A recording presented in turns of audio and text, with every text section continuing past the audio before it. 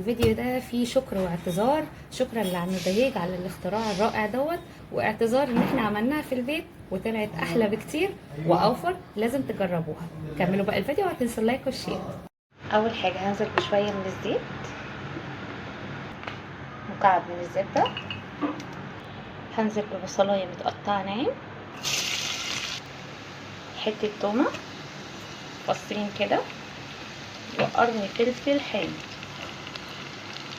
معايا هنا جمبري مغسول ومتشال منه حبل الرمل، هحطه بقشره زي ما انتم شايفين، وبقصقص الشراشيب بتاعته ديت، وهنزل بيها بقى على البصل اهو، واديله تقليبتين. كمون، 7 بهارات، كزبره ناشفه، فلفل اسود. كده بقى هطلع الجمبري كده واحطه في طبق على جنب.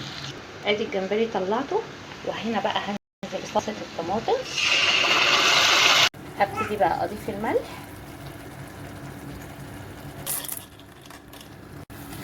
واقلب. بعد ما خدت تقلبتين هنزل بقى بالميه. بصوا نسبه الميه قد ايه. انا ظبطت بقى الملح. هنزل بالجمبري دلوقتي واسيبها تستوي. ادي الجمبري هنزل بيه واغطي عليها واسيبها تستوي. وكده خلصت المبكبكه بالجمبري الخطيره خطيره بجد. لازم تجربوها. تحفه تحفه تحفه. ايه رايكم بقى في الجمال والحلاوه دي؟ جامده. جربوها وان شاء الله هتعجبكم. السلام عليكم ورحمه الله وبركاته.